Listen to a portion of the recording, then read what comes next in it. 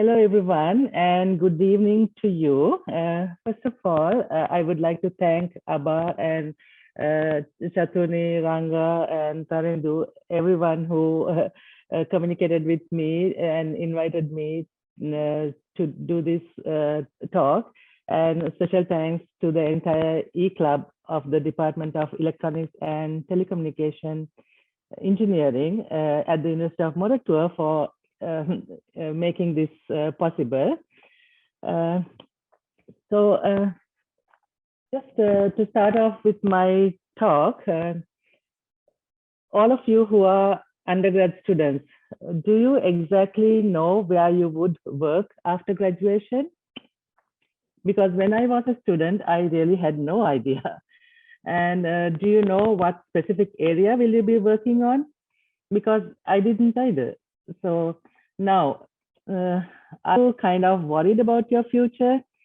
Uh, if so, I'm going to tell you that you really shouldn't. So how do we, or how do we use inspiration and empowerment from others to go beyond technology and shape our journey? How will you find ways to live life to the fullest? So in the next 30 minutes or so, I'm going to take you through my journey where I'm continuously finding personal and professional fulfillment through empowerment, inspiration, and technology. So we all know that digital transformation is exponentially changing our lives.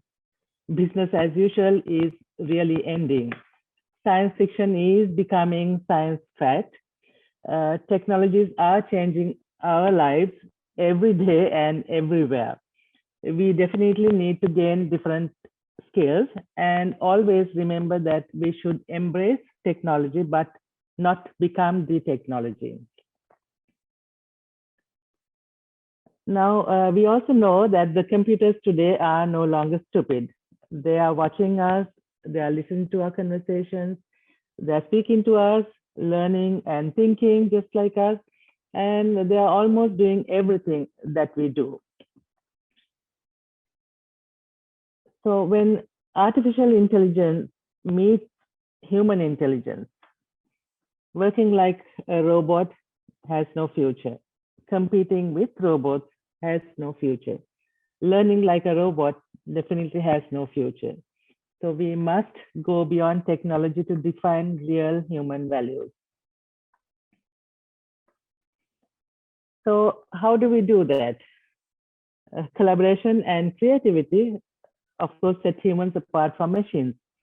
We need to accept failures as part of the learning process.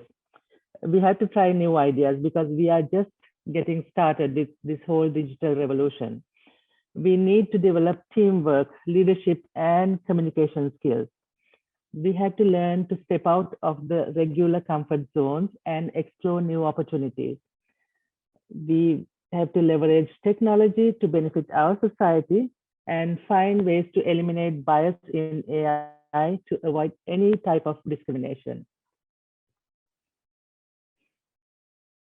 And this is something that I always tell when I give talks, that we also need to be very kind, including to machines, because one day we may be reporting to a VP who is actually a machine. Who knows, these things could happen soon.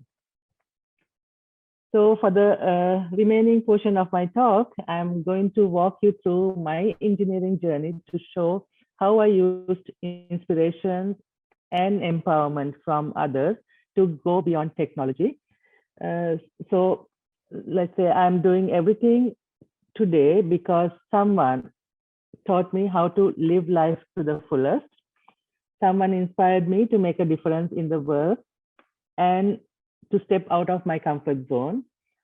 Someone believed and took a chance on me, and someone asked me, why not? These two powerful words have really changed the way I approach new opportunities.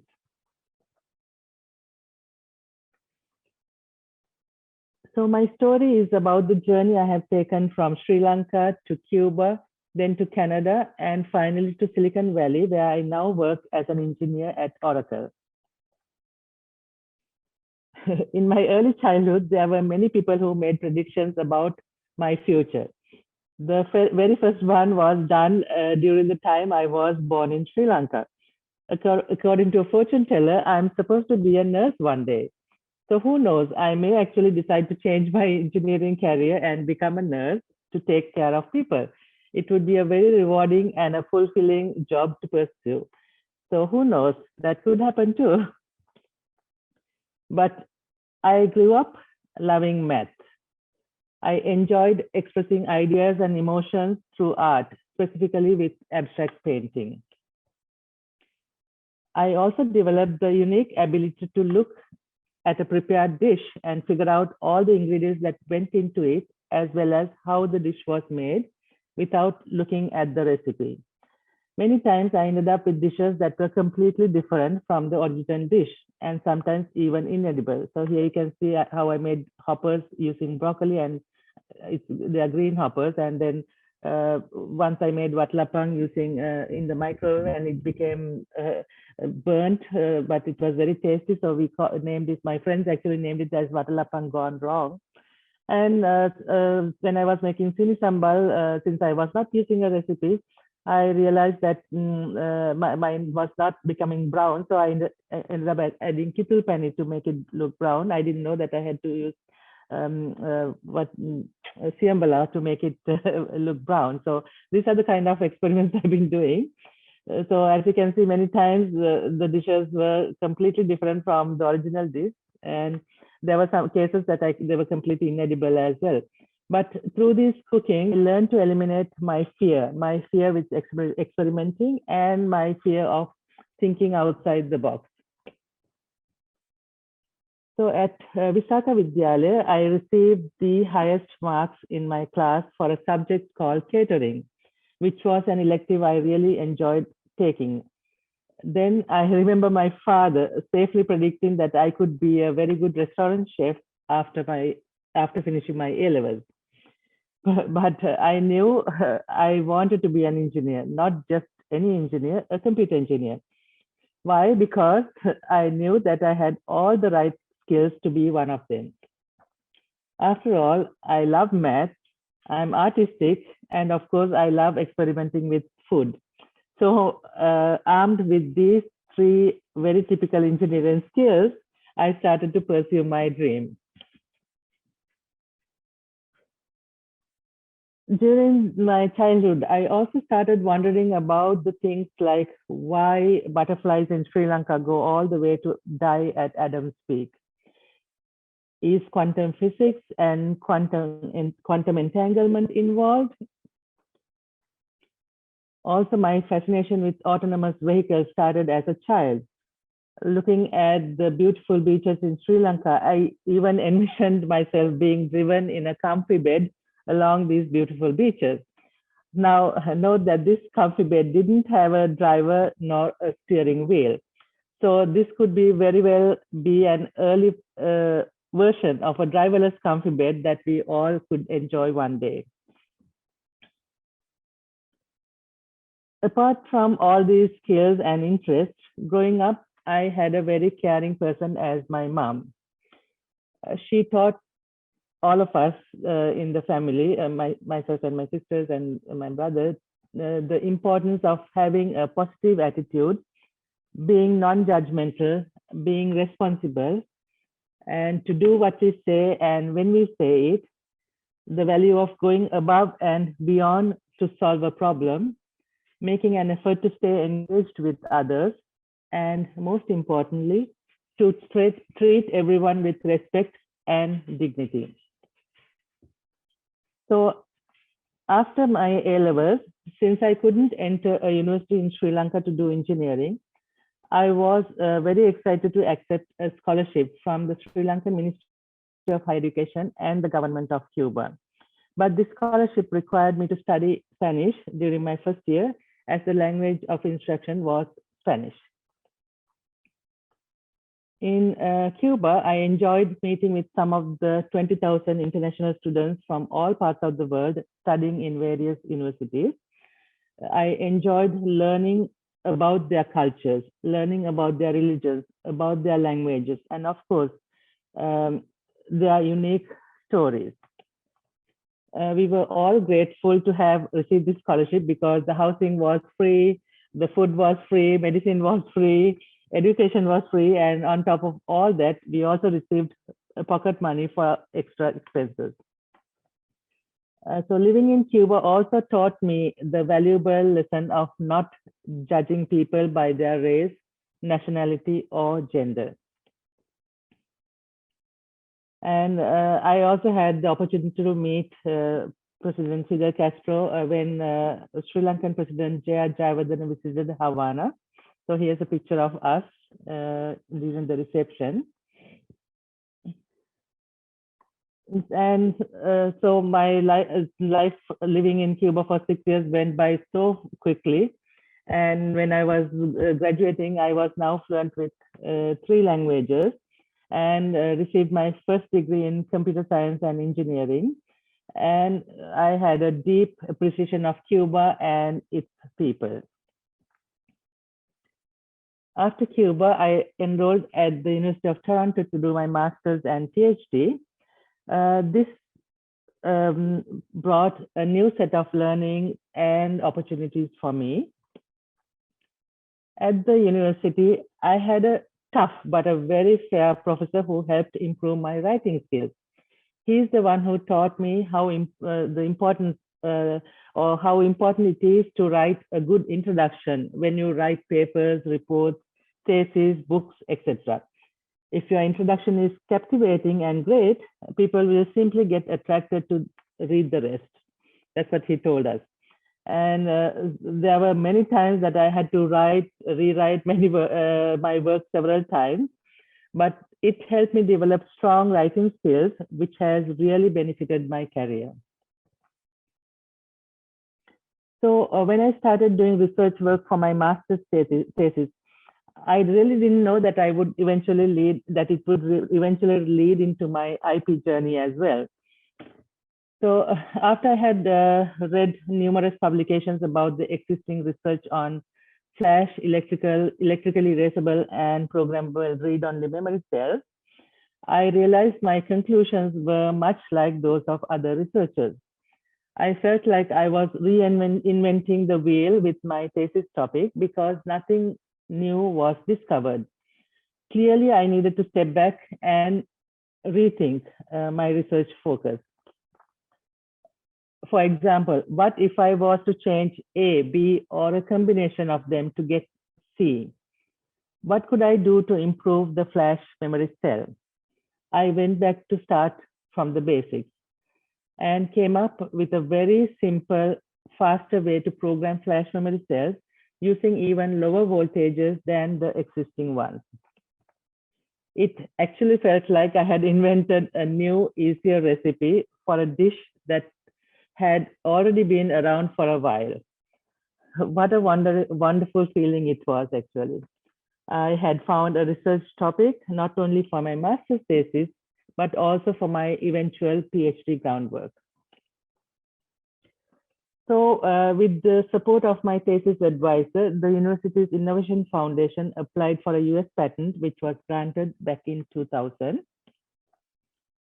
And during my graduate studies, I also got married to Senaka. He's actually an alumni from University of Moratuwa.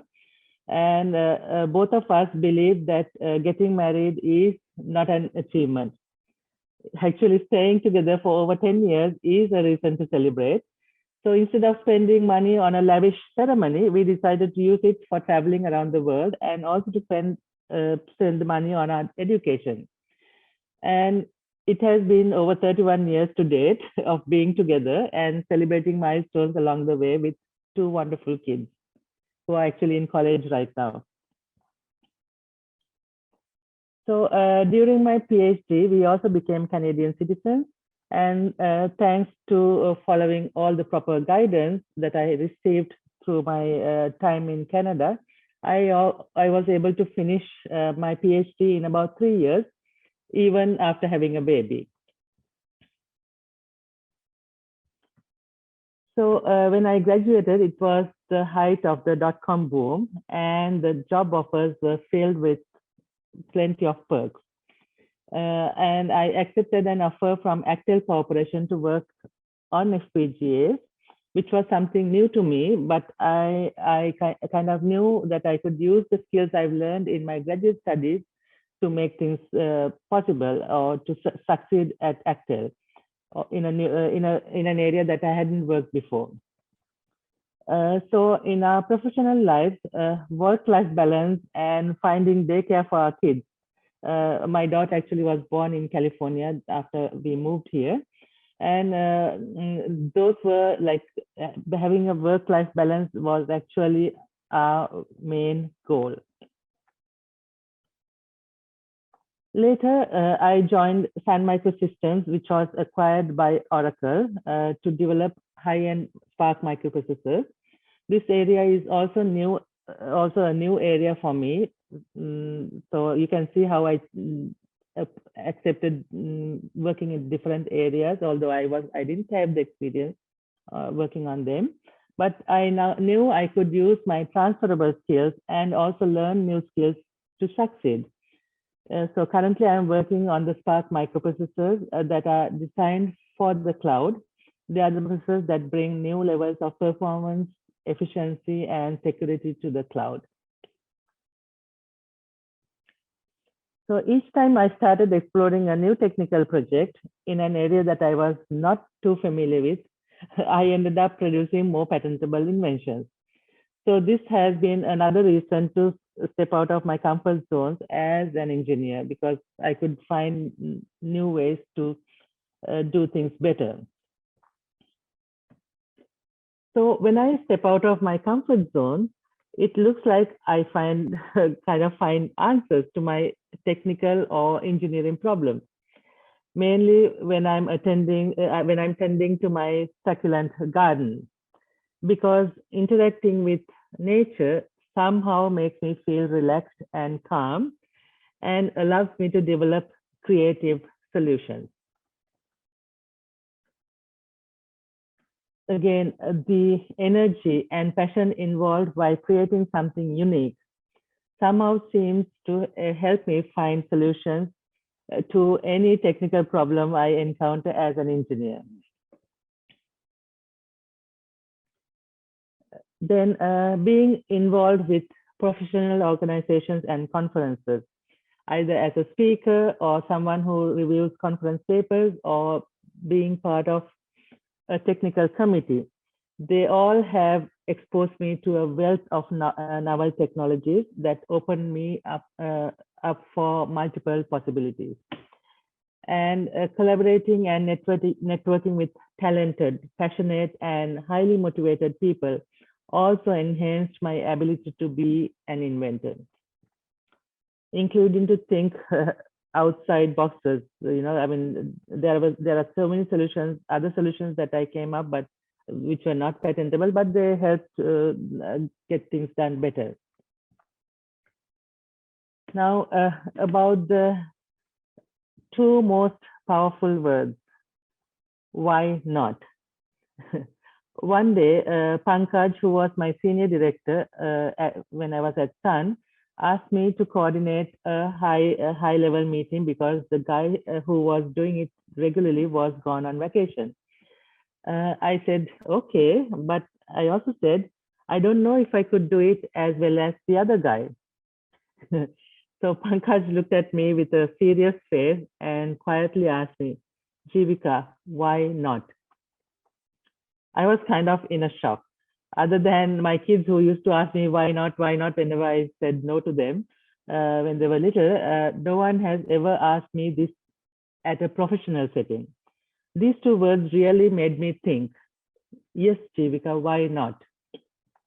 So ever since, these two words have been constantly pushing me to take advantage of new opportunities and for me to step out of my comfort zone. So these are two words I think you too should embrace and use them to empower yourself. Then I also had Nita Patel, whom I met through IEEE Women in Engineering. She invited me to write my engineering journey for IEEE. My initial reaction was, why me? Then I immediately said to myself, why not? And published my engineering journey to inspire more girls to follow STEM. I have sent the author copy to the ENTC organization team, organizing team. Please feel free to read and share as you put. And when Anita invited me to be the track chair for the Women in VILC conference and to introduce speakers who were CEOs and VPs, I said, why not? Because it was a good chance for me to step out of my comfort zone and also learn communication skills. When she empowered me to do the welcome speech at the IEEE Women in Computing Summit, although I was initially nervous to accept, I said, why not? And worked my way to give a great speech. Then she also took a chance on me to take her place at the IEEE Technology Time Machine, Women Making the Future panel.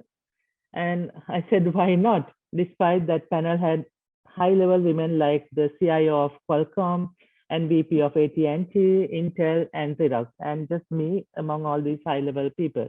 I said, why not? And really made a big impact on me, on others. And it was a great stepping stone for me to do a lot of other conferences. Later, that was in 2019, 2 years ago, when I was invited to tell my story as a stand-up engineering comedian at the IEEE Enlightening event. This was in Laugh, Boston, just before the pandemic. And I said, why not? But was truly nervous about the whole thing because this is similar to a TEDx talk. And I was told that people usually practice for over 100 hours before giving these 10 to 20 minute long talks. So I practiced and practiced in front of a mirror and got my act together. So on the actual day, I felt courageous enough to get up in front of a large group of professionals and strangers to admit and to confess to being human while being an engineer. I love telling the journey of a girl from Sri Lanka who grew up loving math, who loved to express her ideas and emotions through art, and who loved to experiment with food to overcome her fears. And I had the most fabulous 15 minutes of my life as a speaker, and I enjoyed every moment of it. So because of all these experiences, I enjoy speaking at conferences and doing also podcasts. They have really allowed me to step out of my comfort zone and improve my communication skills, which are very much in need to succeed as an engineer. Since I love the concept and possibilities that quantum computing offers, I've taken advantage of all the educational opportunities I could find by making use of the free online tools and courses available on almost any topic or skill. I started giving talks on quantum computing. And this also helped me to explore a new area because it will improve my resume and help me stand out as a candidate if I choose to apply for different jobs. Now, remember in the beginning, I mentioned that someone inspired me to make a difference in this world. That is actually my daughter, Sonali, who founded her own charity when she was in sixth grade, and she was 11 years old, and the charity is called Recycling for Smiles. So back in 2011, we gave $100 each as a gift to our children and asked them to use some or all of it to make a difference in someone's life. In California, when we purchase some beverages in aluminum cans, plastic, and glass bottles, we pay a deposit of 5 cents. Many don't care to return them and get their deposit back, and they end up throwing them in the garbage or in the recycle bin.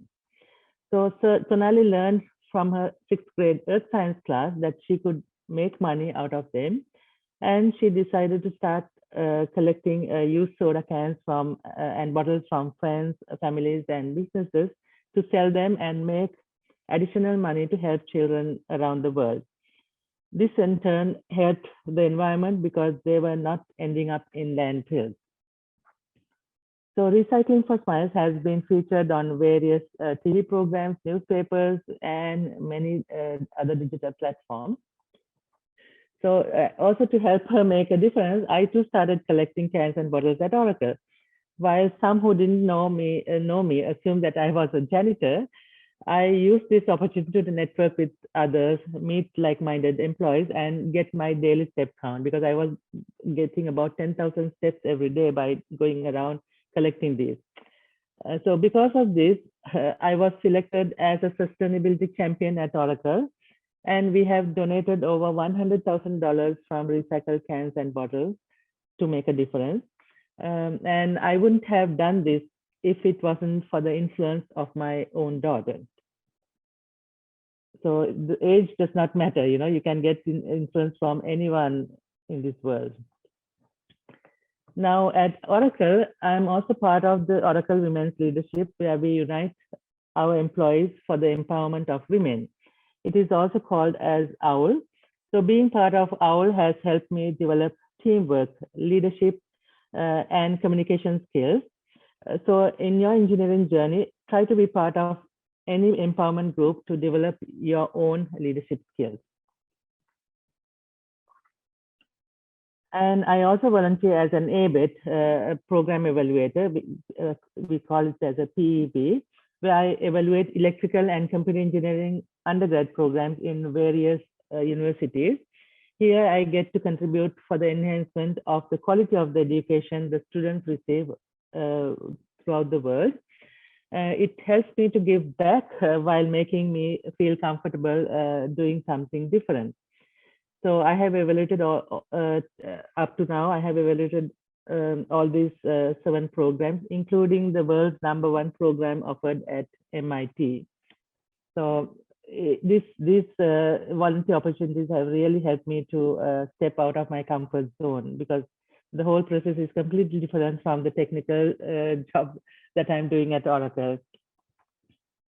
So another story I want to tell you is the value of asking. So again with my daughter, when she wrote an imaginary story about a fish tree, it was also when she was in 6th grade, it was so unique that everyone who read it asked us to publish it. So while we were looking for an illustrator, I thought maybe I should create the illustrations for her children's book. So I wanted to do it digitally so I could change easily. So I started manipulating all the geometrical objects that we have on PowerPoint and created these images. So you can see this is on the top left is the cover page, and you can see for the face how I've used circles, ovals, triangles, all kinds of rectangles, squares to come up with this image, the head of Abigail. And then on the lower right, you can see all the features that I have, all the pieces of I had used to create the whole face, so whole front cover. So just like that, there were like 20, almost 30 pages in this one. I created all the images, and it was a new thing for me. So when the images were done, we were looking, and actually the manuscript was ready. We were looking to find someone who could publish this children's book. So I was asking around, and then I thought maybe I should ask the IEEE editors that helped me to publish my own ebook. So when I sent them the email, they said, Jivika, why don't you send the manuscript and we will check. So about a week later, I got an email back saying that IEEE wanted to publish it. I said, why IEEE? This is just a children's book. And they said, no, we always wanted to publish children's book geared towards STEM to empower girls to think outside and boys to think outside the box. So with this, my daughter became the youngest author to have a manuscript accepted by IEEE. So just this is a really good example that I always tell others the value of asking, because the worst thing that they could tell you is no, so it's always feel free to ask, but not in an unreasonable way, but with reasonable expectations.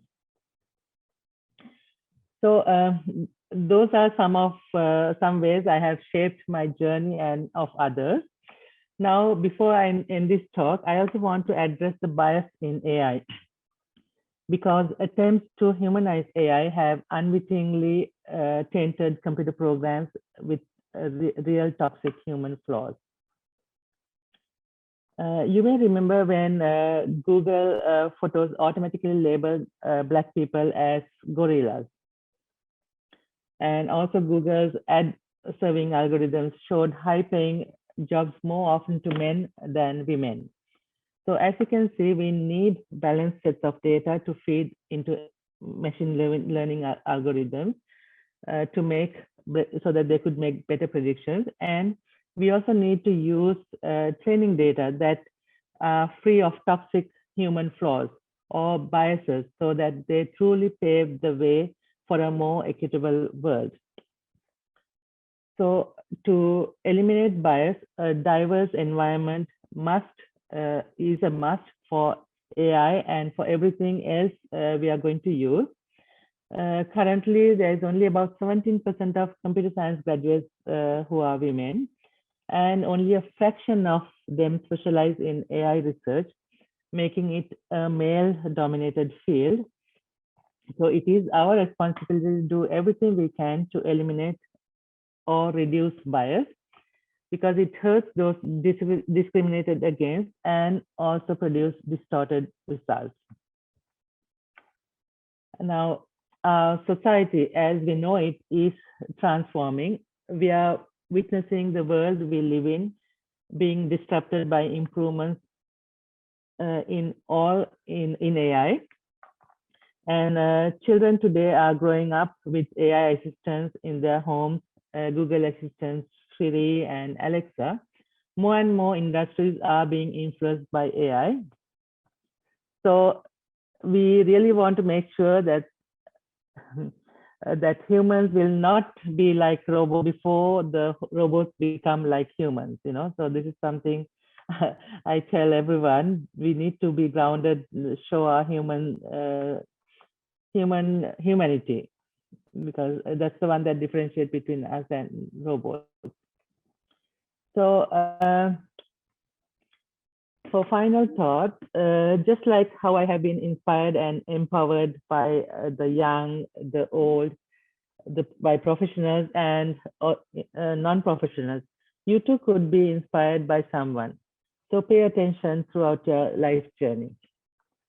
It is always a good idea to explore the basics to find new discoveries. Like if you are immersed in some work for hours and hours, and you are not getting through for any result, you're not getting any results, or you're not finding any conclusions, just leave everything, get out of that situation, go back, go out, take a walk, enjoy the nature, come back and think from the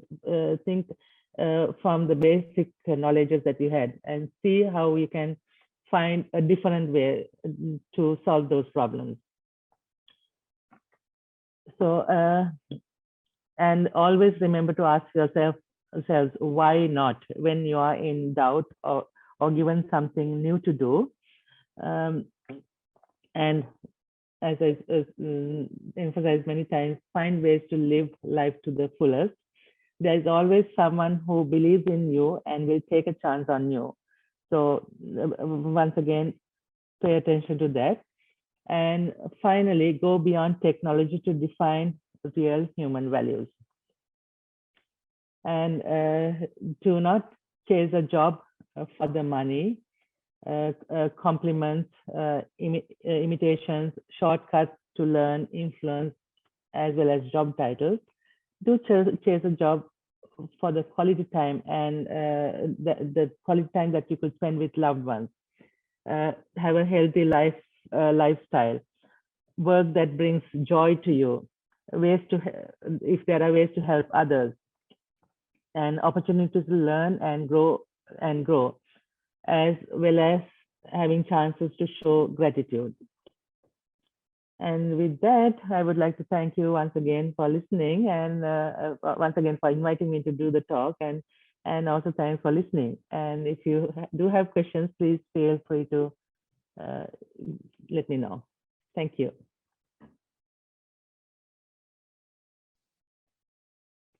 Thank you very much, Dr. Jeevika, for that amazing 30 minutes filled with interesting milestones about your life and your insights about the life as an electronic engineer. I was very inspired by you about the skills like I need to build up as an undergraduate, like overcoming my fear and building up new skills, building up the ability to learn new things. I'm sure all of the people in the audience will agree with me. And I'm also sure that they might have many questions that they are hoping to ask from you. So this is the chance for it. We can now move on to the Q&A session. As a reminder again to all of you in the audience, a slider has been posted. The link is available in the chat. You can post your questions in there. Yes.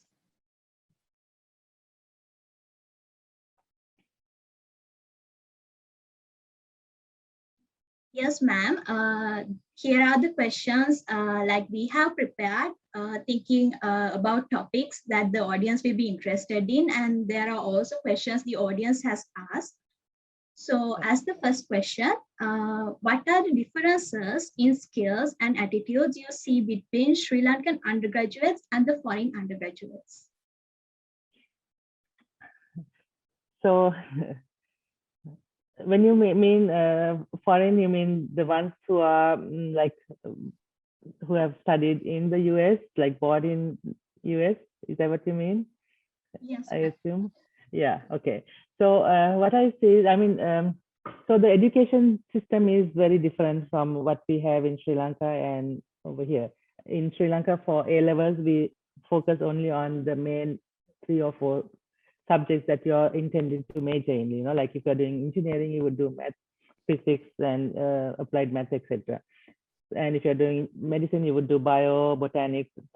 But over here, for high school, you have to learn history. You have to, even including in Cuba, when I was doing my undergrad, we had to do Cuban history, just like here, American history, you know, languages,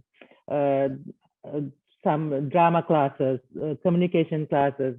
Those were all on top of math, physics, and chemistry, all the major science subjects. So the level of the breadth of knowledge they gain here is more than what we gain in Sri Lanka, for an example. In Sri Lanka, we get a in-depth knowledge in the major core courses, like in math, physics, and chemistry, for an example.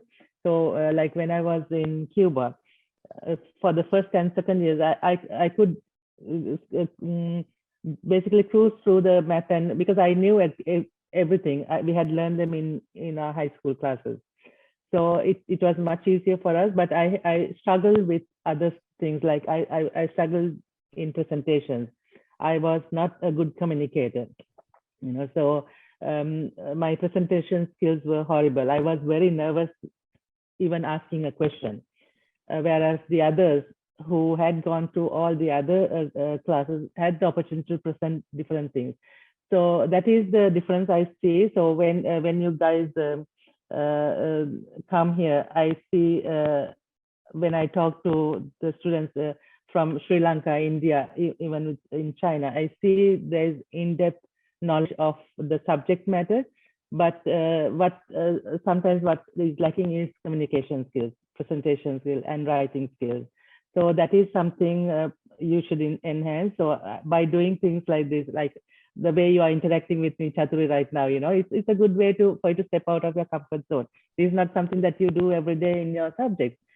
So all of you who are who are present today, find ways. If you're nervous talking in public, just like how I was, I developed my communication skills mainly by talking to kindergarten students, elementary school students, because when my kids were in those grade levels, the teachers always asked me to come and talk to them to tell me what I do as an engineer. So it was very easy for me to talk to children, because they just listen and they don't make assumptions of you. So with that, I developed my public speaking, like confidence in speaking. So anyone who is nervous who has the same nervousness that I experienced before, should start off giving talks to little kids, or even talk to your dog, or in front of your mirror. Those are the skills that you should do to build the confidence that you really need to talk in public. So I think those are the main differences I see. But the knowledge-wise, Sri Lankan students have a huge advantage, because you have the in-depth knowledge that you could just you should be able to explore other areas as well. You have mastered those skills. Did that answer your question? Yeah. Yes, ma'am. Also, I should mention that especially at ENTC, we are being given many chances to communicate, being able to host these kinds of events. And also we are being offered some additional modules apart from the technical ones, like about writing skills and communication skills. And there's a minor being offered for English for professional purposes also. So I think especially at our department, we are trying to bridge the gap between the foreign undergraduates and local undergraduates. Very good. I actually see that, because I actually mentor some students from University of Moratuwa, so I know that it has really improved since the older days. I'm happy to hear that. Yeah. Yes, ma'am. And with that, the second question for you is, you were there when the dot-com boom and the mainstream popularity of Silicon Valley spread across the world. As a foreign woman, what were the challenges you had to face? So when in the Silicon Valley, when I moved, this area is completely different from the rest of the US, because many professionals in the Silicon Valley are either Indian looking like me or Chinese. So even the doctors, engineers, and any type of technical high level position is like all the foreigners, mostly men, not women, do professional things in the Silicon Valley. So there's more respect towards us compared to other areas in the US, where they discriminate. Where you could find discrimination against your skin color, or your nationality, or being a woman, etc. So here the situation is not that bad compared to other areas. And as a woman, I really didn't feel that there was any kind of discrimination. I felt comfortable being in the groups, technical groups with many women, because in many men, because in many companies, there is about 20% of women actually take technical roles, with about 80% men. In most of the cases, in technical meetings, I am one of the 2 or 3 women in the whole room. So in the beginning, I used to be very nervous even to ask a question, in the meetings, because I was worried that, oh, what if I'm asking a wrong question? And what if people laugh at me for asking a stupid question? But then I realized that all the VPs and senior directors, they would ask any question. First they would say, "Oh, can I ask a stupid question?" Or "Can I ask something that maybe you have already answered?" So, and they asked the questions and no one said anything to them. Then I said, why, if the VPs can ask stupid questions, why cannot I ask questions? Instead of staying alone instead of staying silent in the meeting. So I thought, okay, to myself, I said, from now onwards, I'm going to ask at least 2 questions in each meeting. So when you go with that attitude, you actually pay attention to the presentation, because you want to ask questions based on what they're presenting. So with that, I started being more vocal, interacting with others, and so you had to find ways to build your confidence. So that's the one that I had to do on my own.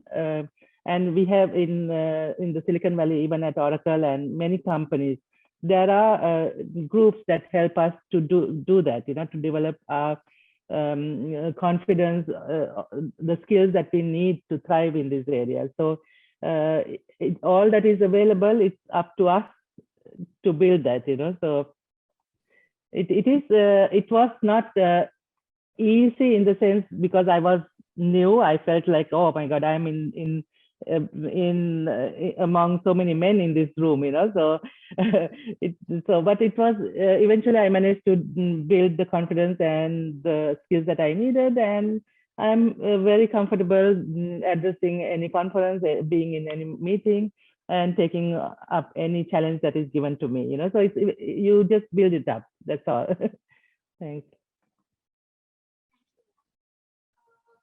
With that, the third question is, you're specialized in an industry requiring high precision and high risk. What are the qualities an engineer should develop to be successful in such an industry? Yeah. So as you saw in my presentation, I started off in computer science and engineering when I was when I was studying in Cuba. Then I did specialize in flash memories on the hardware side. And then when I graduated, I moved to work on FPGAs. And then now I'm working on microprocessors. So you can see every step I've been doing something different. So there was no plan in like I never thought that I would one day work on microprocessors, but it just happened.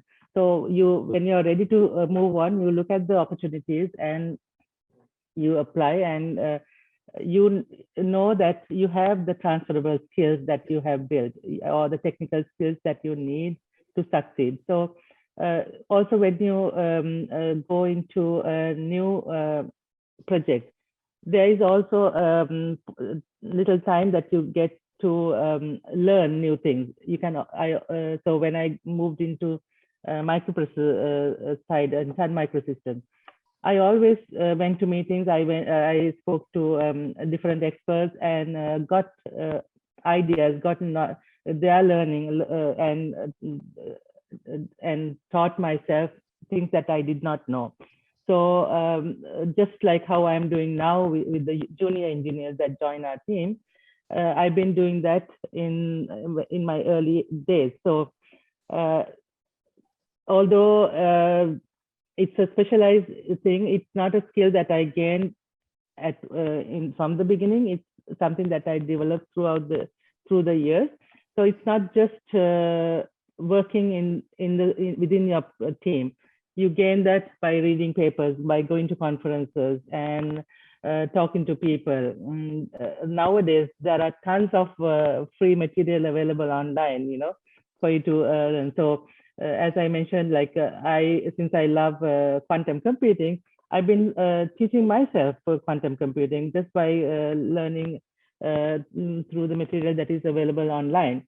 And actually, I was the first one at Oracle to give a talk on quantum computing to 50,000 Oracle employees worldwide, because Oracle, we have a university at Oracle, and they provide different learning opportunities for employees.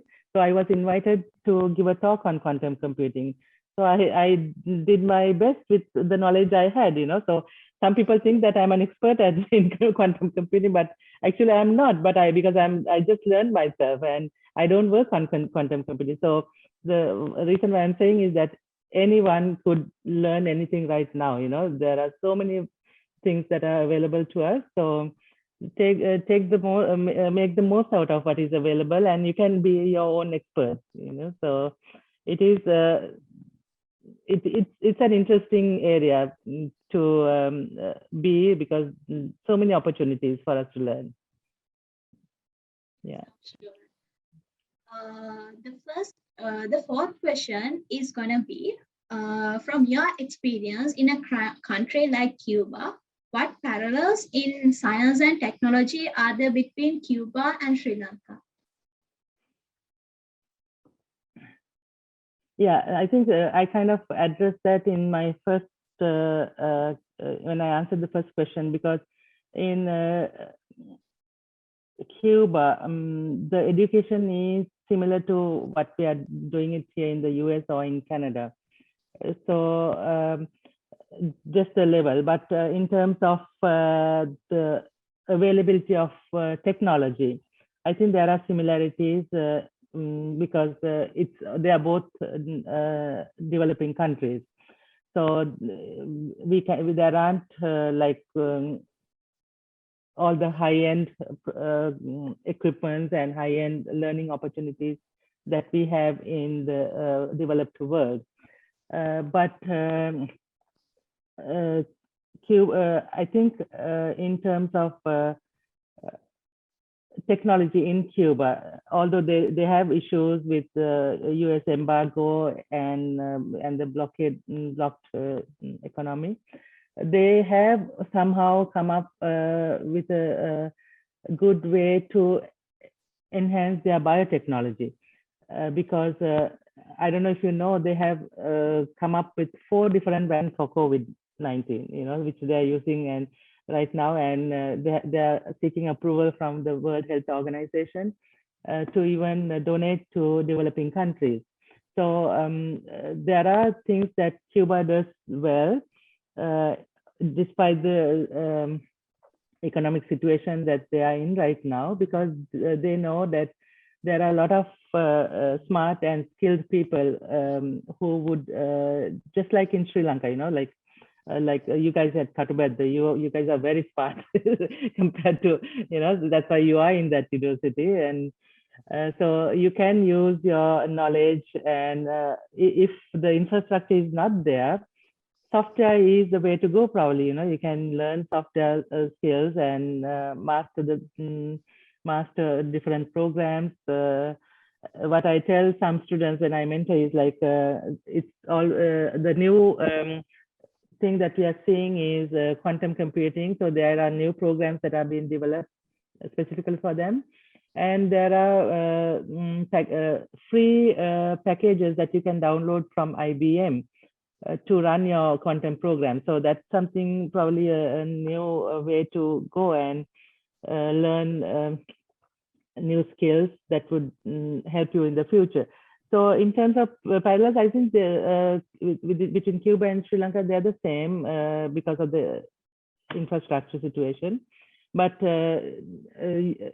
you have the unique position to master things that do not require the same infrastructure that we need in hardware engineering, for an example. Yeah. Yes. The fifth question is going to be, how did you maintain the work-life balance throughout the years as an undergraduate all the way to where you are now? I think you mentioned some facts about it in your slides also. Would you like to elaborate on that? Yeah, so I think the main thing is, when you're overwhelmed, feel free to ask for help. That is very important. Like, I remember when our kids were little, I mean, they of course went to daycare when both of us were working. And there were days that I could not go and pick them up before 6 o'clock, which was the time that we needed to pick them. So, or even my husband, probably he had meetings too. So we had to asked somebody else to pick them up. so that way you don't feel stressed.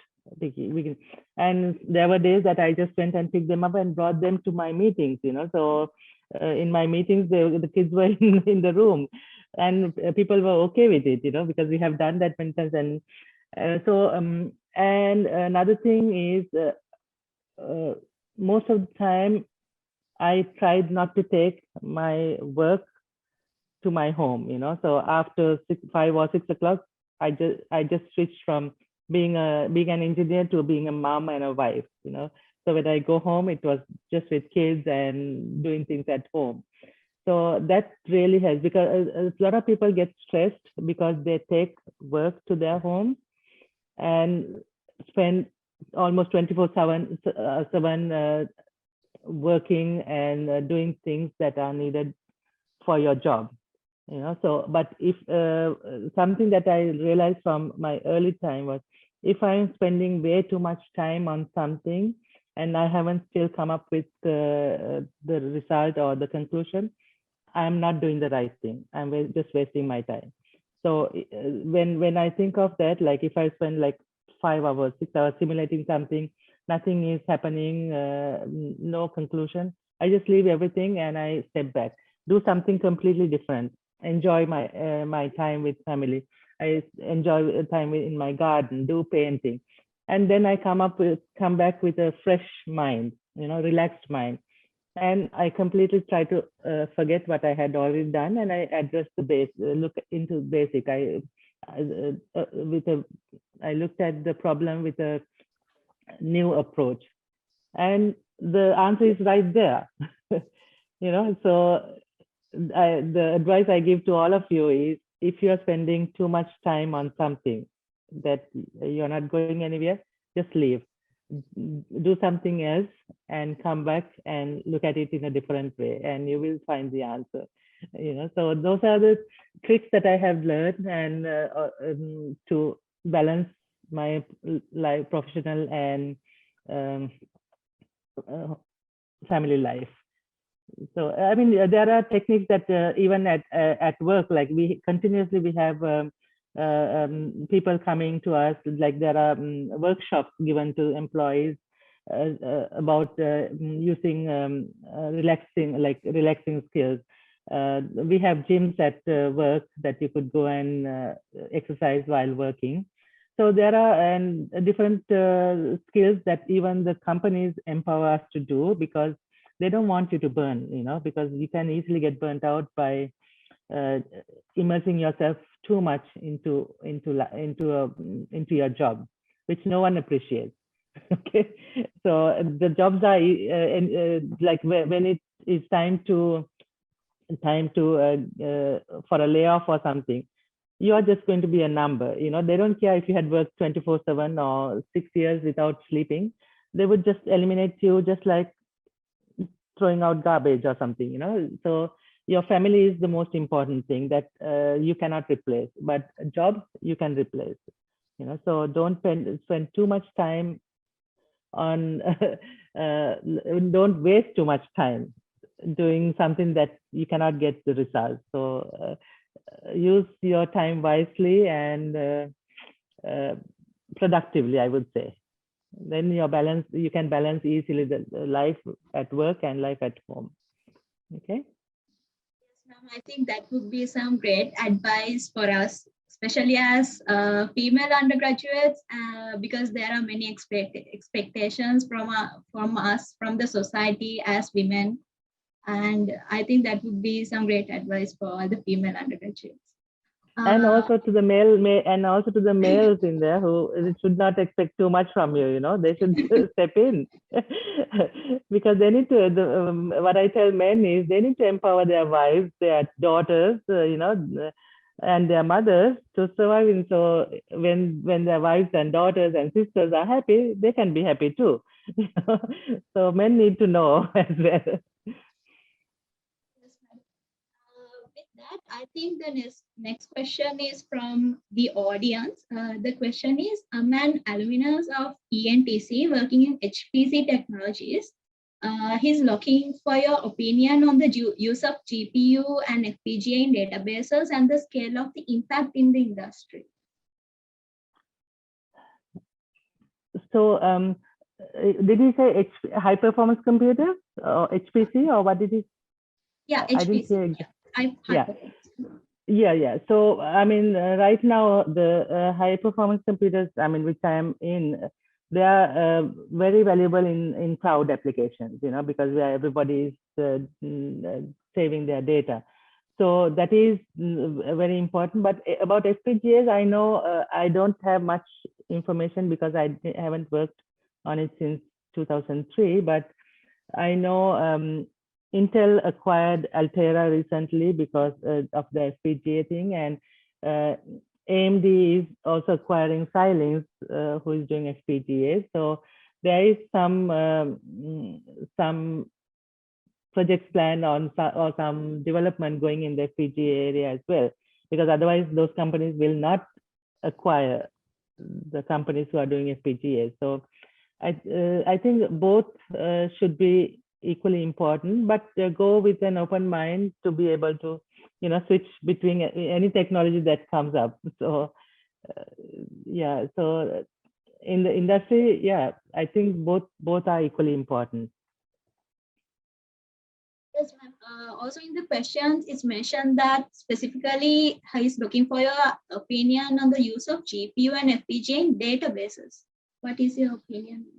Yeah. So that's what I'm saying, in the databases, because of the cloud applications, you know, that's so I can speak to hyper HPCs, but I'm not very familiar with the FPGAs in the database. So I can look into it, because I'm sure this information is available online, but since I'm not an expert, I don't know. But high-end computers definitely is used in, because for Oracle, we are a database company as well, and we are using the Spark, the high-end computers that we are developing, the servers, etc., for all the cloud applications and for database applications that run through them, you know. So it is definitely used, but I don't know about FPGAs in that for now.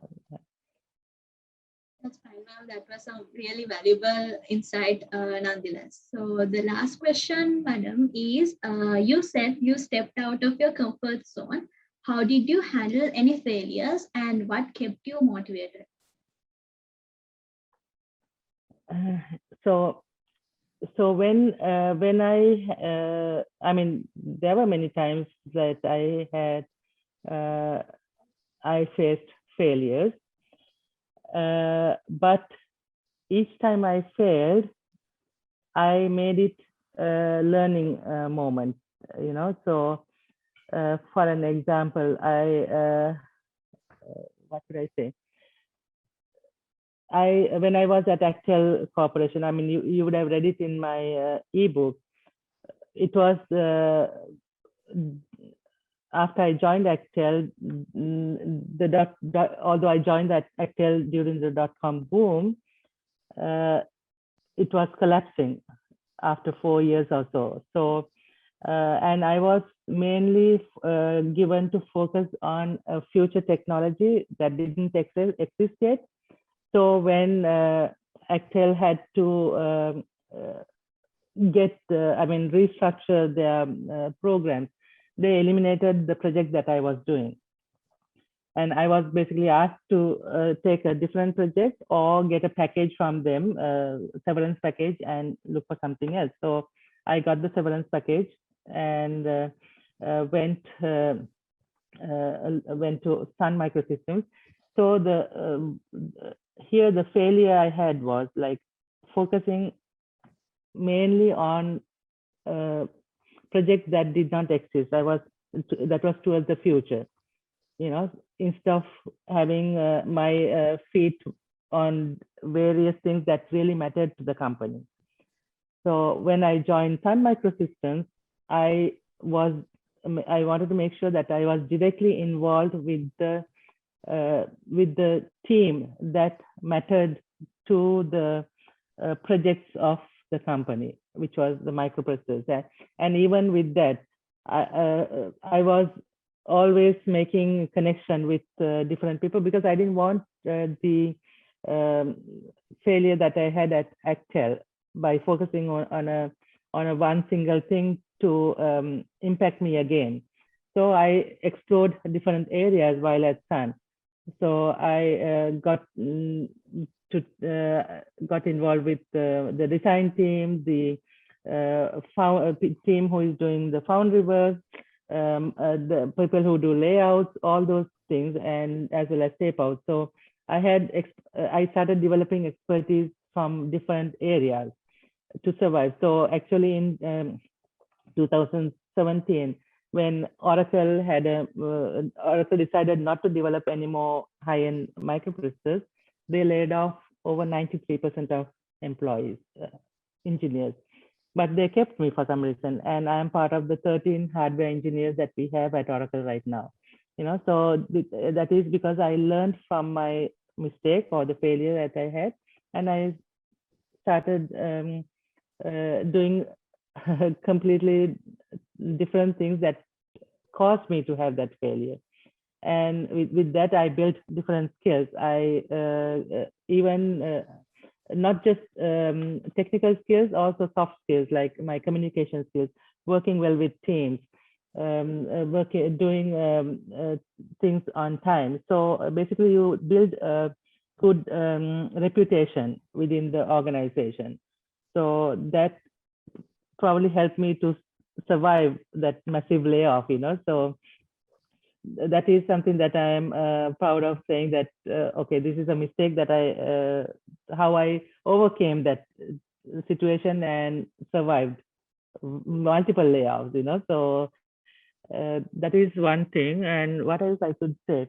And the other was I could say about not asking questions in the beginning. So which I knew that my mind was saying ask the question, but I was so scared to open my mouth, because the room was full of men, high-level men, and I am one of the 2 or 3 women in the group, and I was sitting in a corner, just listening and not speaking up. And I knew there were some cases that the logic was wrong, but I didn't speak up. Later on, I said, this is not going to work. So I said, okay, I'm going to ask questions. And so in the beginning, I just, before even I asked the question, I went and spoke to some other colleagues of mine who are men. And I said, what do you think? Do you think this is right? So I basically got an idea of how they feel about what I'm saying. So with that, I built the confidence to ask the question in front of people, So that is the second mistake I had done in the beginning of my career, which I don't do anymore. So those are 2 major things I can say that I have learned from my mistakes.